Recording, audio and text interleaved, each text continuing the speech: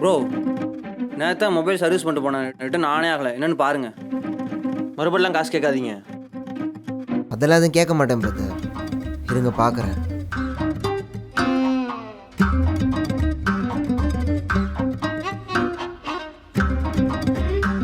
மதியம் என்ன உங்கள் வீட்டில் முள்ளங்கி சாம்பாரா?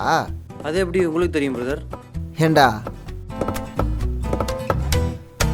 சாம்பாரில் மொபைலை போட்டுட்டு எனக்கு தெரிஞ்சிடக்கூடாதுன்னு வெளியில் சென்ட் அடிச்சிருக்கா? ஓகே, உள்ள முள்ளங்கி சாம்பார் ஸ்மெல்லு வருது இல்ல? இல்லை ப்ரோ, மறுபடியும் காசு கேட்பீங்க தான் ப்ரோ. அது எப்பட்றா? தப்ப நீங்கள் பண்ணிடுறீங்க, ஆனால் தண்டனை மட்டும் நாங்கள் அனுபவிக்கணும். இங்கே வர எல்லாருமே இப்படி தானா? ஏதாவது ஒரு பிரச்சனையோடு வர வேண்டியது, அதை நாங்கள் சால்வ் பண்ணி கொடுத்ததுக்கு அப்புறமேட்டு மறுபடியும் வேறு ஏதாவது ஒரு பிரச்சனைக்கு மறுபடியும் வர வேண்டியது. ஆனால் அப்போவும் அந்த பிரச்சனையை நாங்கள் தான் பண்ணோன்னு நீங்களே கிரியேட் பண்ண வேண்டியது. இங்கேன்னு இல்லை, எல்லா இடத்துலையுமே அப்படி தான் இருக்கீங்க.